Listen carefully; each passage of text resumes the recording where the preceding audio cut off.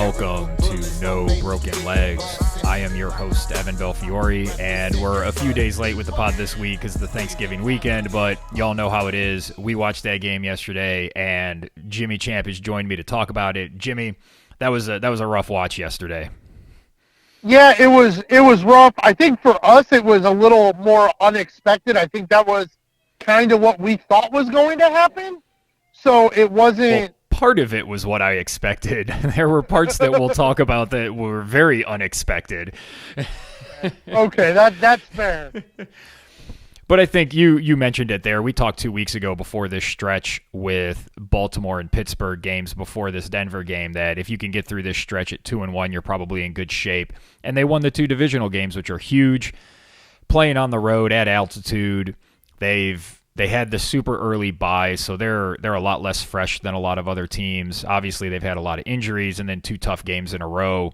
Like this looked like as close to a schedule loss as you'll get in the NFL.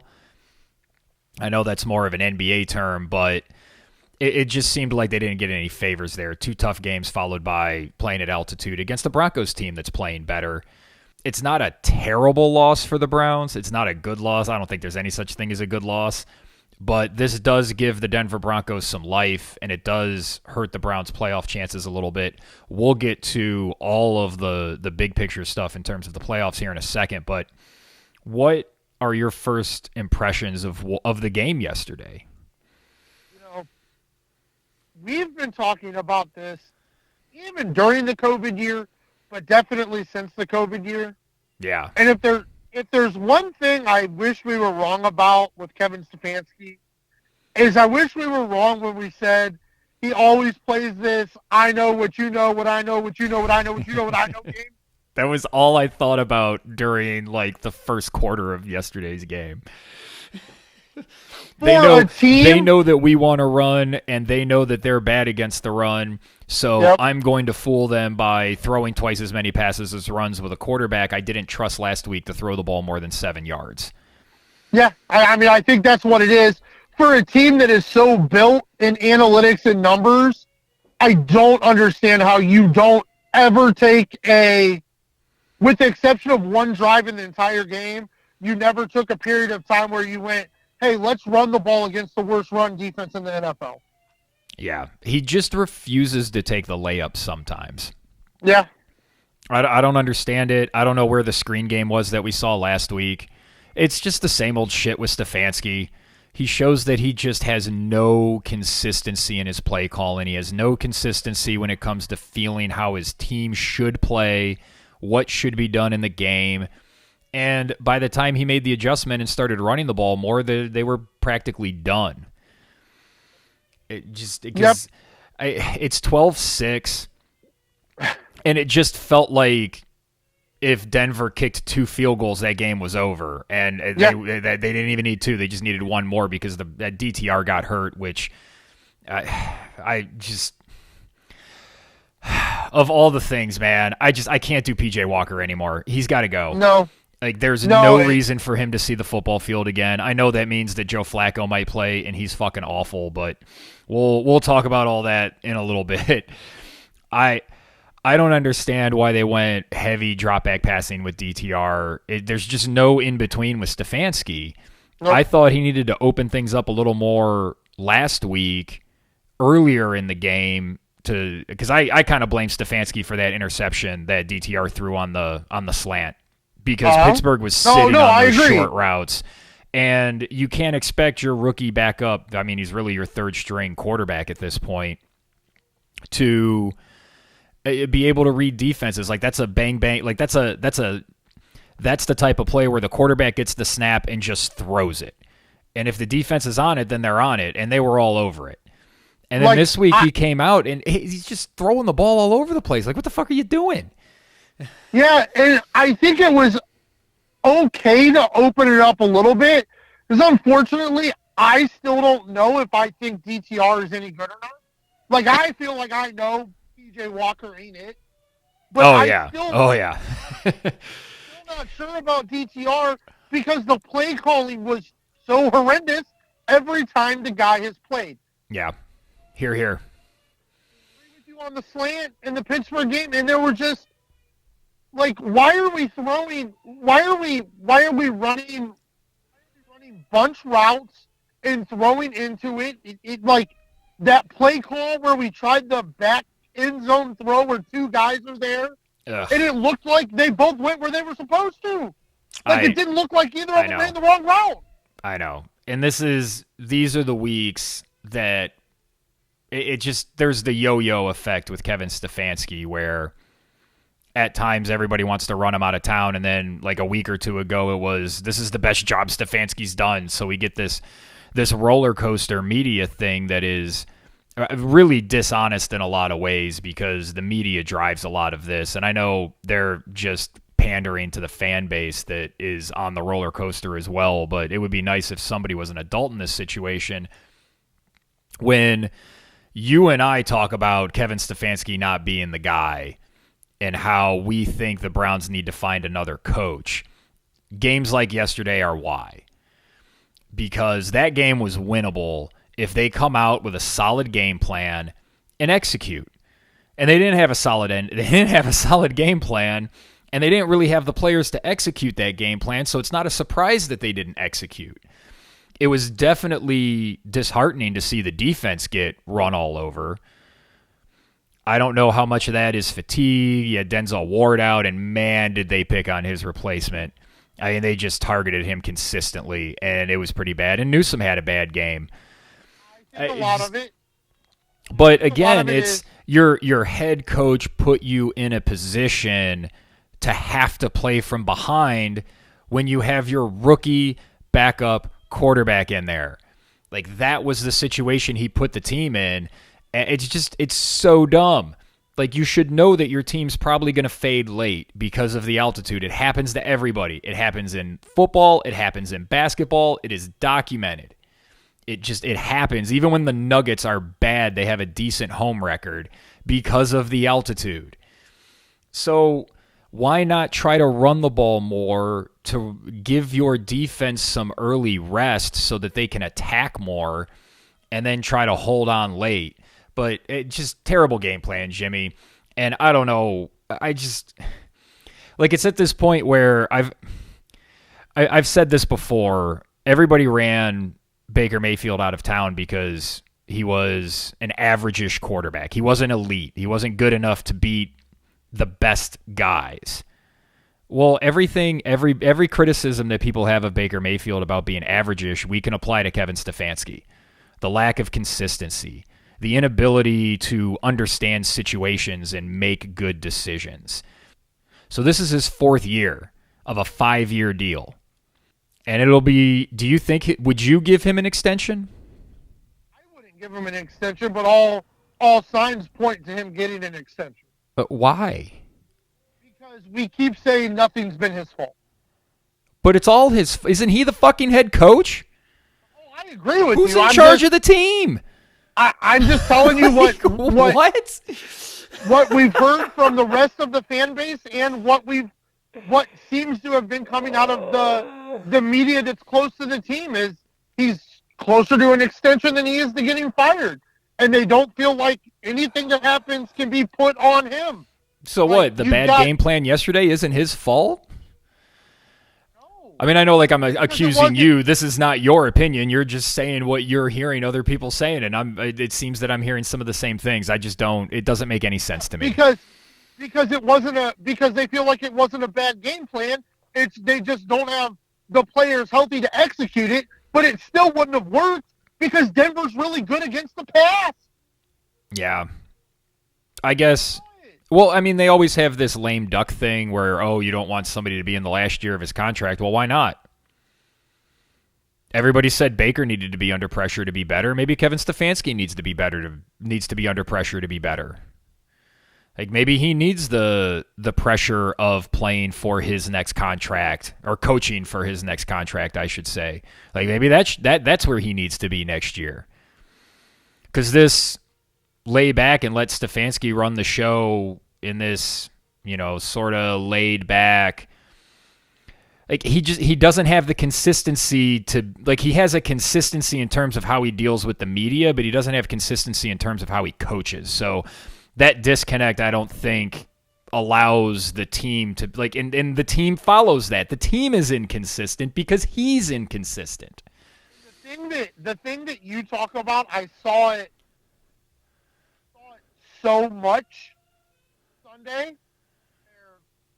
There were a few really creative plays that Kevin Stefanski designed and ran, and I know we'll never see him again. Yeah.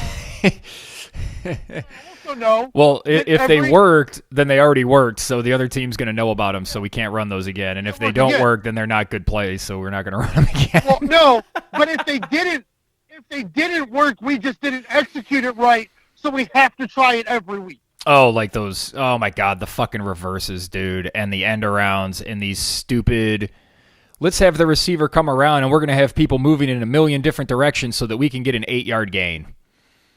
Like our 8th and 9th string tackles, and we're just leaving them exposed to run dumbass plays. I just... It's like he took every single screenplay that they've been running the last few weeks and just burned it. He just set it on fire. Like, no, we don't need that anymore. Those have already worked. They'll never work again. Yeah, and I think that's the run. We can't do screen passes because that's kind of like a run, and they're bad against that, so they're expecting it, so we can't do it. We have to do something else. But that's the reason I mean, I'm not going to, I don't think you can fire Kevin Stefanski this year. Half the team's fucking hurt. And their record dictates not firing Stefanski. You can't fire a coach that's 7-4. Like we did this what, like almost 10 years ago with fucking Brian Hoyer and Johnny Manziel. The team was 7-4 with Brian Hoyer, and then it's like, no, we got to see what Johnny Manziel does. He shows up drunk for practice. It's like we can't. So it doesn't make sense to get rid of Kevin Stefanski, even if they end up 8-9 or 9-7. I still don't think that's appropriate, but I don't think it's appropriate to give him an extension. That just seems like you're chasing. That just seems like that extension is something that you're going to be paying after you fire him next year. But if you're not willing to give him an extension, then why keep him? Consistency? I don't know. Maybe to see if he can show something. Yeah, I don't know. Look, they did this with Baker. It's the same situation that we had with Baker after 2020. No, he hasn't shown enough. We need to see one more year. Like, so why does Stefanski get the... Like, it doesn't make any sense to me. I mean, there's going to be... I mean, there's already another job opening. Our whipping boy Frank Reich finally got fired, and I've seen reports that he may be retiring, which is probably the best thing for him. I mean, he's made enough money from teams that are paying him to not coach because he's not a good head coach. And he's got another 3 years plus the rest of this season from Carolina coming his way. So why bother? He's not good at it. And I think I would just like to see... like to see from what we hear Alex Van Pelt does for the offense, I would almost like to see his role and Kevin Stefanski's role in the offense flipped to where Stefanski spends the week kind of designing what he wants to see, but Van Pelt gets to call the plays. I would be for that. I've never been a fan of Stefanski as a play caller. He has moments where he looks brilliant, but he has way too many moments where he misses layups. I mean, I'm sorry. There were a lot of people that were like, hey, we needed to let DTR open up the offense, and they did well. And, you can't run the ball 40 times a game and win in the NFL. Against the Broncos defense, you can. Well, then have They're balance. That bad against the run. Why am I looking at it was like deja vu. Just like with 2021 and at times last year. I'm looking at the play calls, and we're in the second quarter, and they've run like 23 plays, and 16 of them are passes. Like 16-7, it just like they were calling twice as many passes as runs. Just find the balance. And they just kept throwing the ball on first down. And it was early. It wasn't just late. And they weren't completing those passes, so they were constantly in 2nd and 10. It just hinders your ability to play. And I don't understand why they weren't running the ball more. It just doesn't make any sense. It's what they're built to do. I don't care what the fucking analytics say. I don't care what D. Podesta and his fucking bunch of nerds that are crunching numbers that say 4-yard runs don't matter anymore when we see every week that they fucking matter. The games that they won the last 2 weeks, they won because of 4-yard runs. I agree. And kudos to Sean Payton, who said, we're going to eliminate Amari Cooper from this game. I don't think they have another weapon that can beat us. Yeah. So we're going to get rid of Amari Cooper, and he did. And kudos to Sean Payton for seeing the same things that I see, and Vance Joseph for seeing the same things that I see. They attacked every weakness Cleveland has on both sides of the ball, and they did it over and over and over and over again. And for everybody that says you have to throw the ball more, there were stretches in that game where Denver ran the ball 6-7 times in a row and got chunk yards every damn time. And it can be with different running backs. It can be with the quarterback. You can do it a ton of different ways, but you don't have to throw the ball to move the chains in the NFL right now. No. Russell Wilson had 11 carries. Javonte Williams had 18, and then Perrine had 7. Yep. Like, they split up their carries pretty well, and they ran the ball a ton. But just the lack of balance. I mean, you're not going to win throwing 40 times with PJ Walker and DTR. Like, it's just not going to happen. But Evan, I guess that's my problem is, I guess you could still say it's a limited sample size if you want, but I think my problem with saying just keep Stefanski and let him go, I don't think you could win with letting Deshaun Watson throw the ball 40 times a game. And I understand the Nick Chubb injury. I understand the offensive line injury. But schematically, you should still be trying what your team is built to do. Yes. And they refuse to do that. And they did it the last 2 weeks. That's what's so infuriating, was to see them have game plans that looked like they worked for the most part. Like I said, I think they could have opened things up a little more last week, but that's more of a nitpick. You won the game. When they opened it up, he was able to make throws and you win the game. That's what it's about. And then to just see all of that stuff that worked just being thrown away. You touched on how Stefanski was thinking about, they know I'm going to want to run, so I'm going to come out passing and try and fool them. It just shows a lack of conviction in who the team is.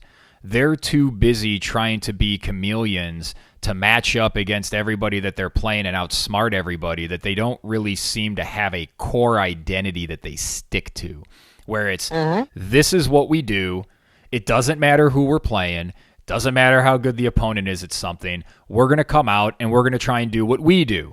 And we're going to try and make you stop it because this is what we do. But they don't seem to have that attitude week in and week out. And I would really like to see a coach in Cleveland do that. I don't think Kevin Stefanski's that guy. So I highly doubt they're going to fire Kevin Stefanski. I just don't think it's going to happen. And I don't know how they can give him an extension. I mean, they're just going to wind up paying all that money to him after they fire him next year, probably, unless they stick with him for another couple of seasons for a coach that makes the playoffs maybe every other year. But the thing that's so frustrating is, like, this loss to Denver, in my opinion, hurts.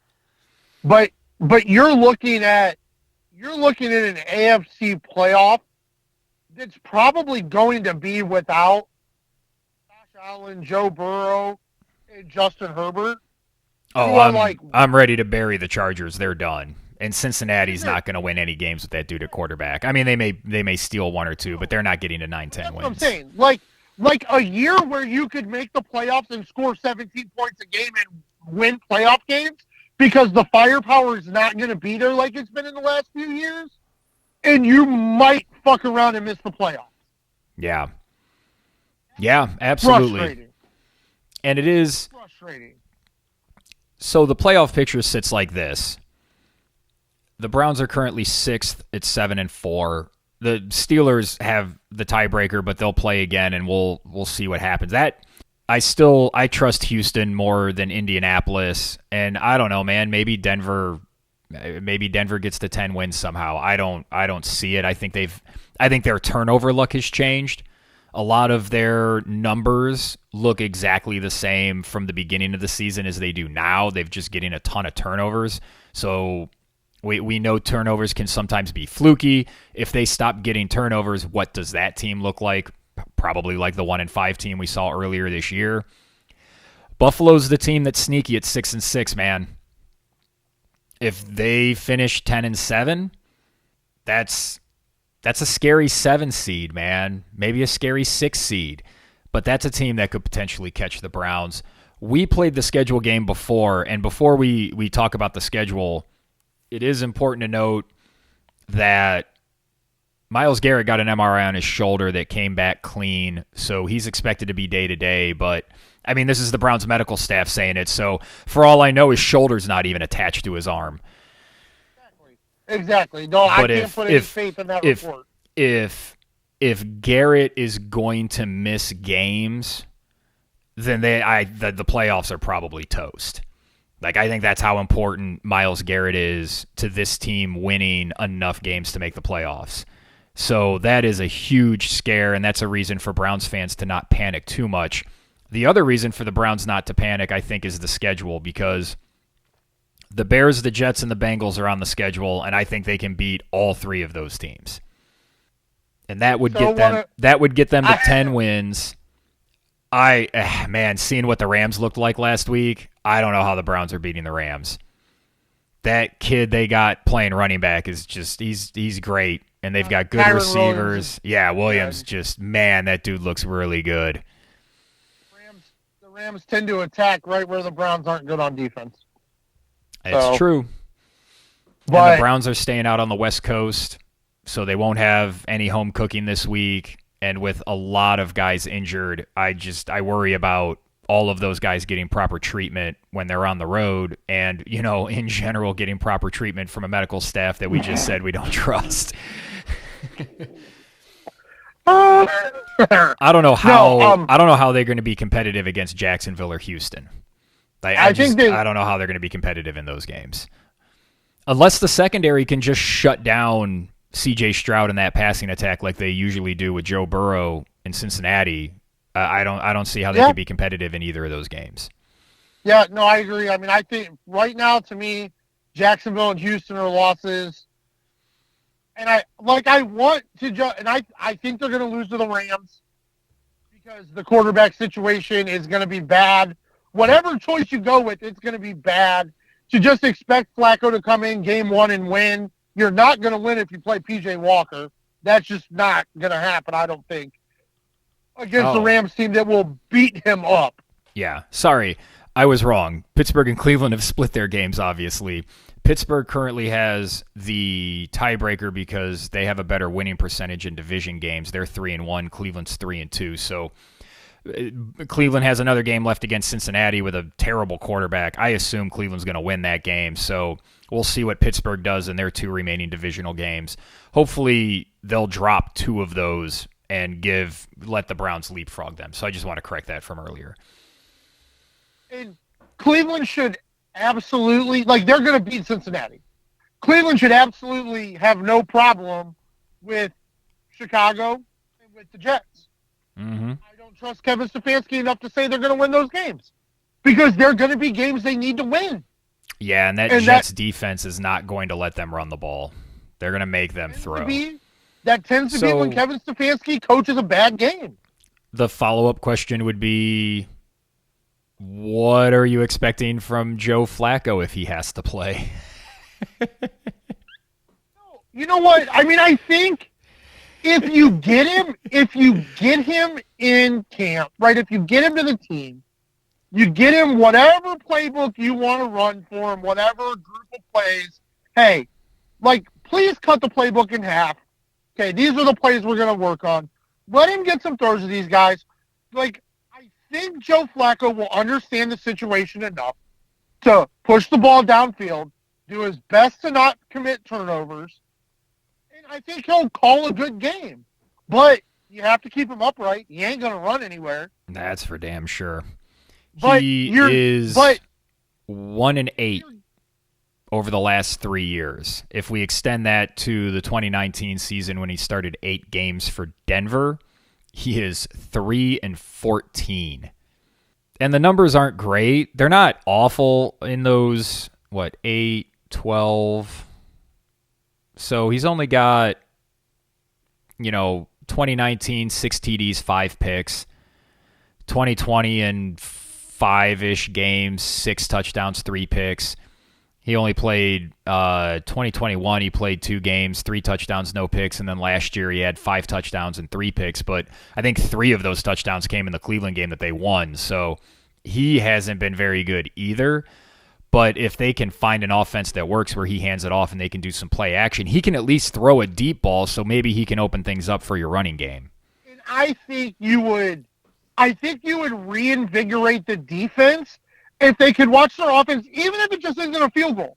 If they could just watch their offense have an 8 or 9 play drive that takes a little chunk of time off the clock and see the quarterback push the ball where it needs to be pushed to, get a little bit of room for the running backs, make life a little easier for the wide receivers, I think you reinvigorate the defense to where they go, okay, now we're only facing 60 plays instead of 80 plays. We got this.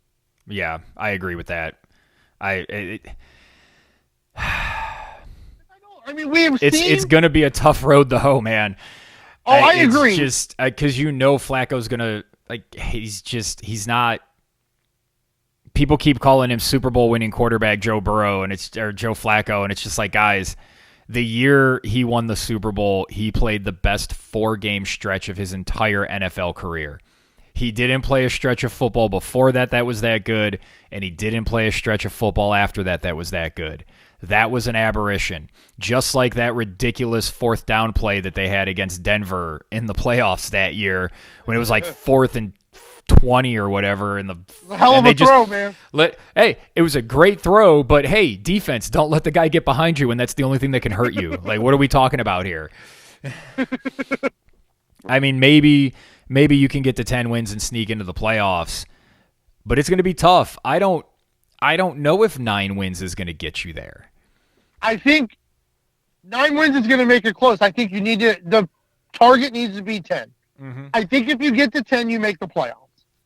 And it is pretty crazy that they're even in position at 7-4 with all the shit that's gone down with this team. I mean, lots of teams have had injuries. The offensive line injuries seem to happen to everybody every year. I think that's just a product of where the game's at now with the 17-game schedule and the lack of preseason, the lack of hitting in training camp. I think that's as much a reason for guys getting hurt as anything. Like, they're just not used to you're taking less contact, which I know it's going to help them in terms of concussions and things like that.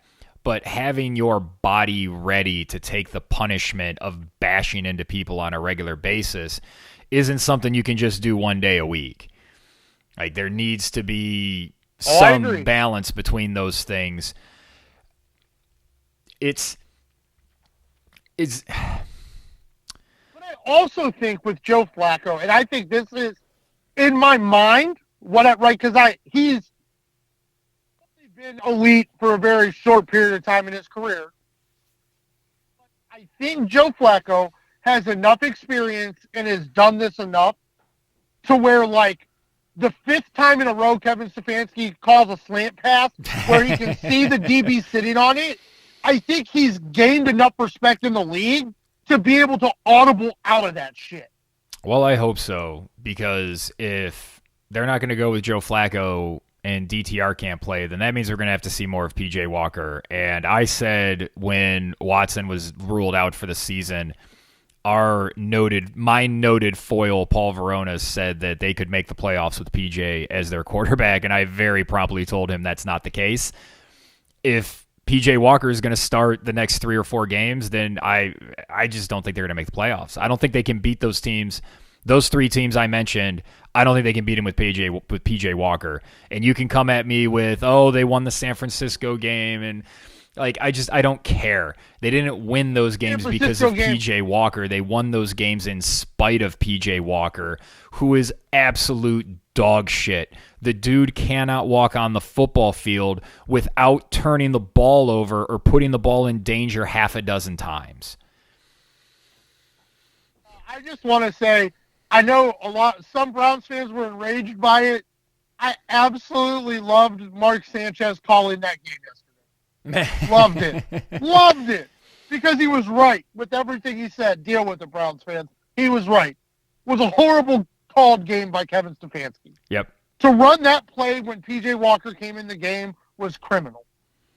It's just so bad. It's so bad. And next year they're going to have all their cap problems. So, this was the year that they had carved out to make a real run. And it's all fallen apart because this is what happens when instead of trying to be consistently good, you try to hot shot it and make a run for 1 year all or nothing. This is what can happen. And it looks like everybody's going to get rewarded for it. I mean, would you be surprised if they finish 9-8 and let's say they make the playoffs and then lose in the first round and Stefanski gets an extension and Barry gets an extension? Like, that wouldn't surprise me at all. No, not at all. Even though I can't think of a single reason to extend them. No. Man. It's just so depressing. And if the Browns fall out, then that almost certainly means Pittsburgh's going to make the playoffs, which would just infuriate me to no end. And I think I think what Pittsburgh is doing is the exact mirror.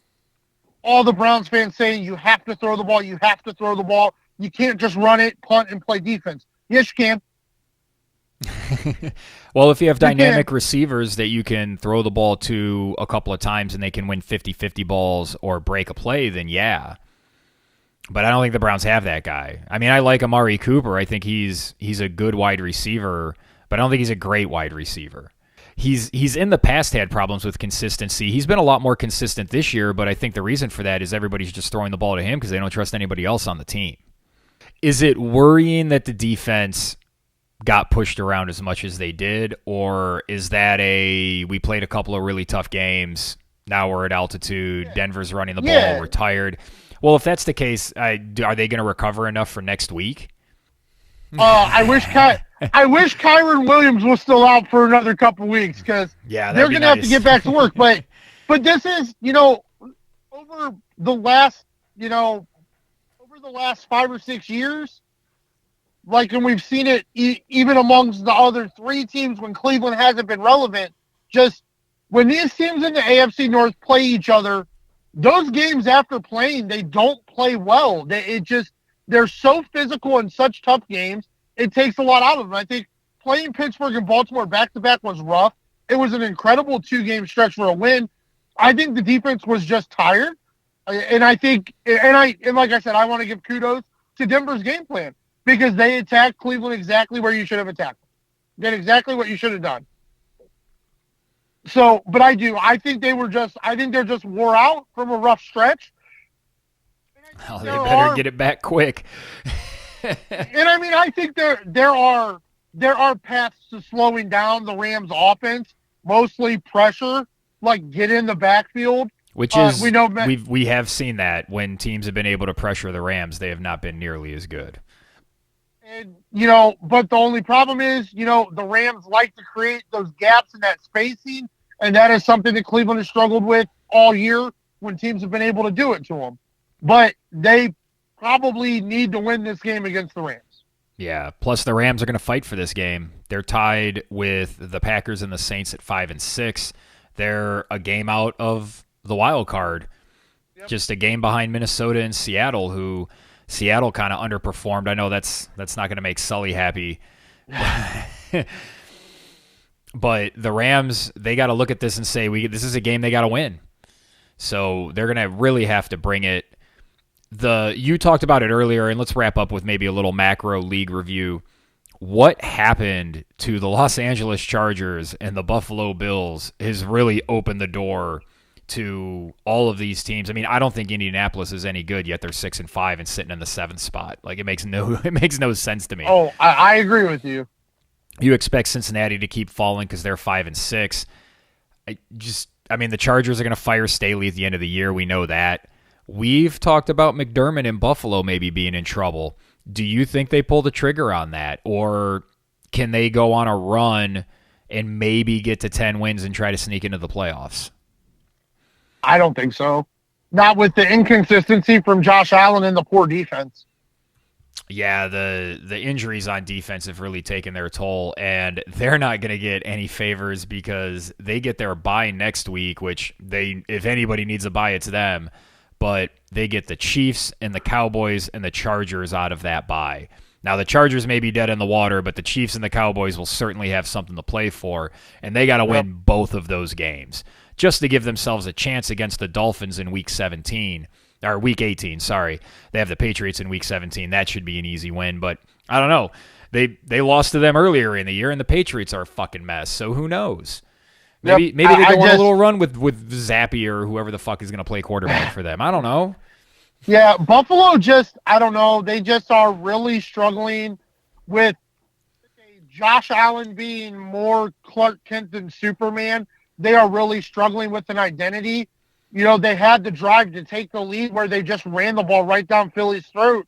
And then as soon as they got the ball back, we got to throw it. We have to throw it. Yeah, they get way too pass happy. And still, when they were trying to run it, the consistency still isn't there, which is probably why they don't do it. They probably felt like we got our one good drive running the football, so maybe we should try and throw it. I don't know. What did you think about the decision to kneel it with 20 seconds left? To me, that's like you've got a Ferrari in the garage on a perfect day, and you're like, I only got a couple hours. I'm not going to take it out and drive it. Like, I don't understand it.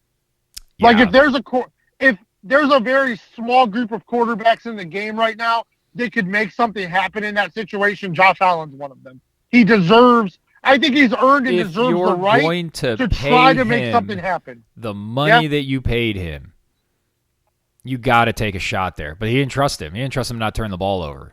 I mean, that's very evident. And that type of decision-making could end up costing him his job. Meanwhile, Philly, man, they just keep rolling. They just keep looking good, and they look like a team that you really have to put a stake in their heart because they're just going to keep coming and coming and coming. And they have a huge matchup with the San Francisco 49ers next week that should be a lot of fun to watch. And it's a game that Philly doesn't even need. They got a full 2-game lead over the 49ers for the number 1 seed in the conference, and they got 2 full games over Detroit. Atlanta currently ahead of the NFC South is going to be the 4th seed unless the Saints or Buccaneers take that division. I don't know. I don't know if it necessarily matters. I don't think they need it, but Sirianni's going to want it.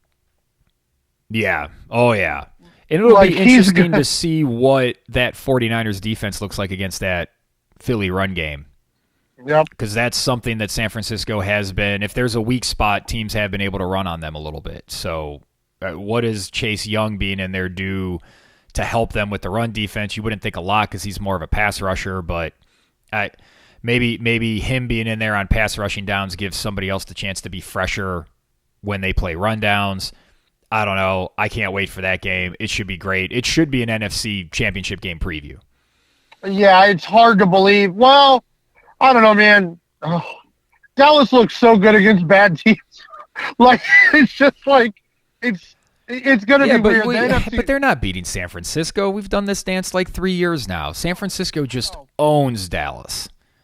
The NFC playoffs are going to be funky, but yeah, you have to give like serious credit to the Eagles for trusting their kicker to give him a chance to make that kick just to tie the game. Yeah. That is rough for Buffalo. Like, you would think when you've got the other team held to a 59-yard field goal, you've got it won. Well, it worked for Jacksonville. Oh, man, the doink. The doink. What a kick by Jake Elliott, is just as clutch as Justin Tucker, if not more clutch than Justin Tucker. If that's possible, they're like 1-1. Yeah. It's not even 1-1, they're 1-1. I'd also like to take another opportunity to mention that the draft pick the Cleveland Browns traded away 2 years ago that became Jordan Davis. Watching Jordan Davis almost run down Josh Allen, who weighs 80 pounds less than he does. Yeah. It was just another moment where I went, like, he could be a Brown. And then I see Chris Olave catching for 140 yards, and I know he's got his off-the-field issues, but with his on-field play, be like, man, it'd be really nice to see those two guys on the Browns, regardless of who the quarterback is, because right now it ain't Deshaun Watson, so it doesn't matter. Like it doesn't. Like it doesn't matter that you traded for Deshaun Watson when he's not on the field, and this is 2 years in a row he ain't been on the field. Yep. Yeah, I agree, but yeah, the Bills is just, it's crazy to think that. They've got a little bit of retooling they're going to have to do to reopen their window. The Chargers, I really kind of feel like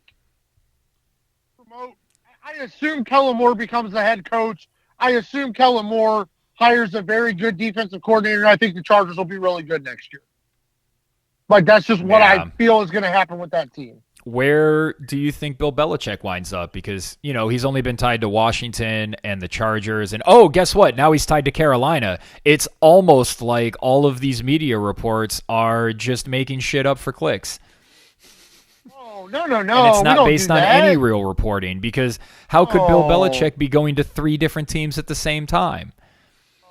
They don't ever make shit up. Nobody does that. Except that one sideline reporter that blatantly came out and said she'll make up stuff if she can't talk to the coach. Oh, that's right. Yeah. That's a credibility problem. That's a big credibility problem with me anyway. I'm sure she's the only one that does it, though, bro. I'm sure she is. No, I don't think Belichick coaches anywhere next year. I think there's a possibility, a very strong possibility. The game has passed him by a little bit. I mean, Mac Jones was his quarterback of choice. But then again, I look at their team, and if they could score like 17 points a game, they'd be one of the best teams in the NFL. So he still understands defense, but the offensive side isn't there, he's going to want to make a run at Shula. I mean, I think he's going to wind up somewhere. Somebody's going to wind up hiring him, which is why I don't think he's going to wind up in Carolina, because they're not going to win enough games. I could see Washington if somehow he could get a better quarterback in there. I mean, the Chargers, I guess, makes the most sense, but that roster is kind of a mess. Kind of seems like he should come on home to Cleveland, bud. Wow. Talk about reckless speculation. A roster that's going to win some games. We got that. I mean, it would be interesting and fun to watch Belichick coach this defense with different ways to come up with pressure, different ways to use the cornerback, because he likes having good, solid cornerbacks that he can drop into coverage and then bring pressure in all sorts of crazy ways. I mean, that's not going to happen because they're not going to fire Stefanski. So, man, that'd be crazy if they fired Stefanski and hired Belichick. I mean, I would probably welcome that change because it would probably only be for a year or two, and then we'd find somebody else.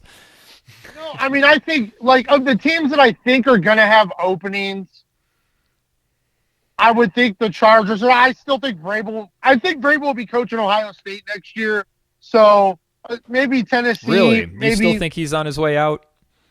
Yeah. They're not just going to look at it as... I just don't see what Tennessee was supposed to do this year. You know Ryan Tannehill's not a good quarterback. I'm already forgetting the guy they had last year that was a running quarterback that is just, he can't throw the ball, so there's no way to go with him. And Will Levis doesn't look like anything, but I mean, he's still young. So their problems this season seem to be more about having an aging roster that wasn't dealt with. So that seems to be more a problem with the GM than the coach, in my opinion. I don't really think it's Vrabel's fault, but I think Vrabel's going to fall on the sword for it. We've seen that happen a bunch of times before. So you think he winds up at Ohio State? I've heard a lot of people on both sides. I don't know if Vrabel can coach in college. I don't know if he can recruit, because that's what it's mostly about in college these days, the ability to recruit and retain players. I don't know if he can either. I don't know why, man. It just feels like that. That's just what I feel. I just see that happening. But no, I could see, like if Belichick wanted to make a run in Shula, I could see him going to the Chargers. But I could also see Belichick taking a year off, and then the following year, putting his name out there and being like, I would like to run your defense and hold everybody to 0 points. Why not Atlanta? There you go. I like it.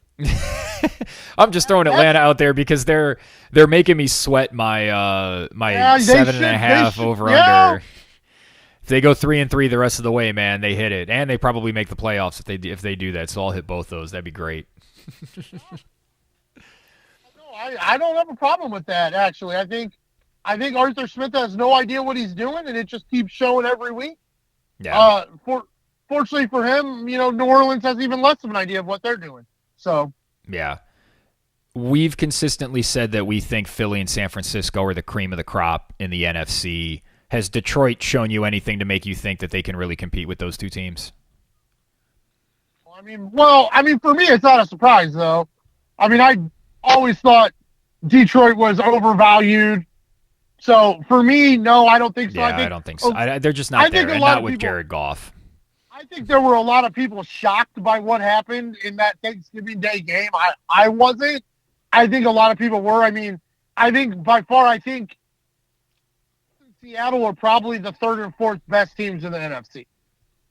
Yeah, but I feel like they're at least a level or two below. I mean, I still think Dallas. No, for sure. I think Dallas is the third best team in that conference, and I think they're a full level behind both of those teams. Yes, so in absolutely. the AFC, we've been all over Kansas City. You picked Jacksonville to make the Super Bowl before the season.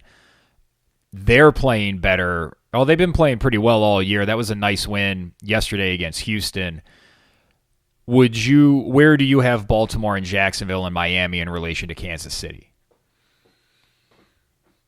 I still think they're all a step behind Kansas City, but I still think Trevor Lawrence has it in him to just go on his first marquee run of his career in these playoffs. I think I like the team.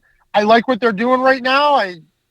I'm sticking with my Jaguars, but I think Kansas City is just proving they're still the best team in the AFC, possibly the NFL. I would probably right now, I think Baltimore probably has earned that number 2 spot in the AFC. I agree. For me, I probably got KC, then Baltimore, then Jacksonville, then Miami. That's probably how I have them right now. If KC slips up, who makes the Super Bowl from the AFC? You're sticking with Jacksonville, right? Absolutely, dude. I am too, and I've now become a believer in something Nick Wright talked about with Baltimore looks great against these NFC teams because they never see him. And when you don't see Lamar on a regular basis, it's how do you adjust to it because there's nobody really like him in the league.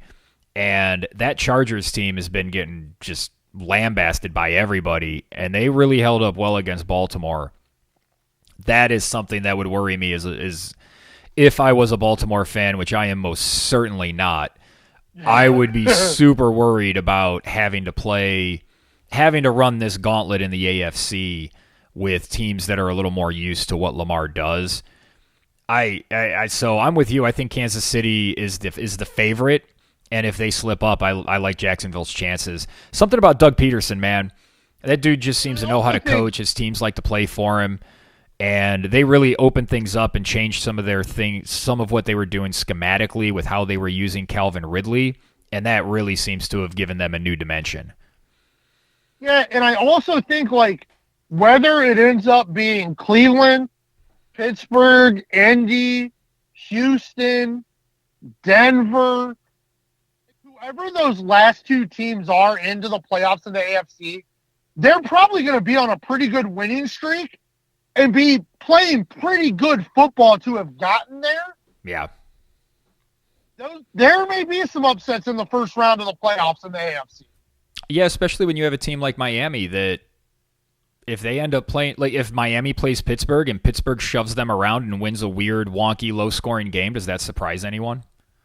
I think that's the same thing with the Browns.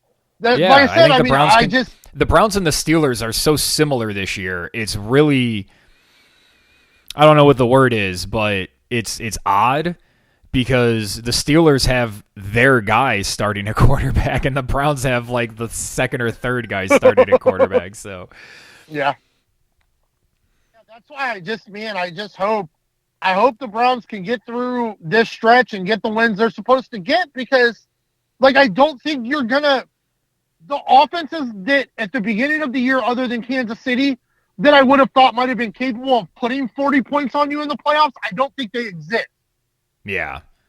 And like Miami – and looking at the schedules to get ahead. Like that against a good team.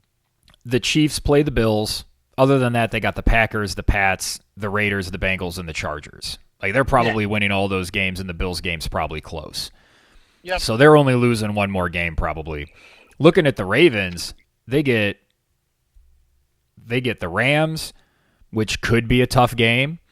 They get the Jaguars, which should be a tough game. And then they get the 49ers and the Dolphins. So that Jags, 49ers, Dolphins run could easily be 2 losses, which would put them behind Kansas City, and Kansas City would wind up getting the 1 seed again. We've seen this before. So that is what I think is going to end up happening there, which means, does that open the door for Jacksonville to get the 2 seed? Or does Baltimore get the 2 seed and maybe they run into Buffalo as the 7 seed? Like that, yeah, like if Buffalo sneaks into the playoffs, I don't expect them to make a run after being fairly mediocre all year. But I mean, do you want to play Buffalo or do you want to play the Indianapolis Colts? You want to play the Colts for sure. Or do you want to play Buffalo or do you want to play the Steelers and the Browns with really bad quarterback situations?